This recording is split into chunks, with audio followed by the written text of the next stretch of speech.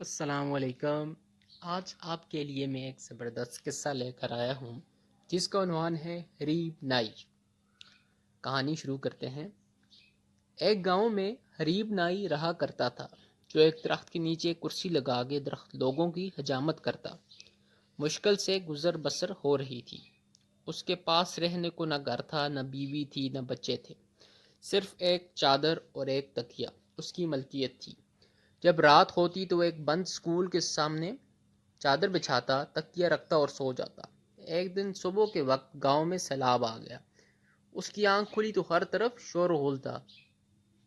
وہ اٹھا اور سکول کے ساتھ بنی ٹینکی پر چڑھ گیا۔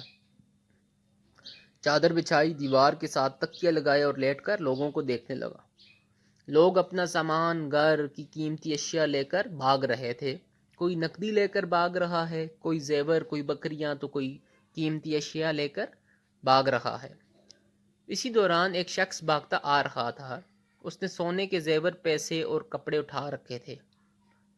جب وہ شخص اس نائی کے پاس سے گزرا اور اسے سکون سے لیٹے ہوئے دیکھا تو غصے سے بولا، اوئے ساڑی ہر چیز اجڑ گئی ہے، ساڑی جان تے بنی ہے تے تو اتھے سکون نال لمحہ پیا ہوا ہے، یعنی ہماری ہر چیز اجڑ گئی اور تم یہاں سکون سے سو رہے ہو۔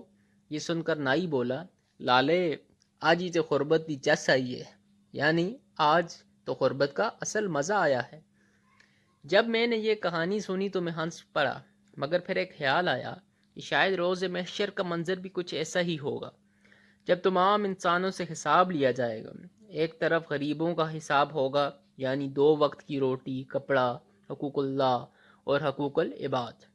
ایک طرف امیروں کا حساب ہو رہا ہوگا، پلازے، دکانیں، فیکٹریاں، گاڑیاں، بنگلے، سونا، زیورات، ملازم، پیسہ، حلال حرام، عیش و عشرت، زکوٰۃ، حقوق اللہ، حقوق العباد۔ اتنی چیزوں کا حساب کتاب دیتے ہوئے پسینے سے شرابور اور خوف سے تھر تھر کانپ رہے ہوں گے۔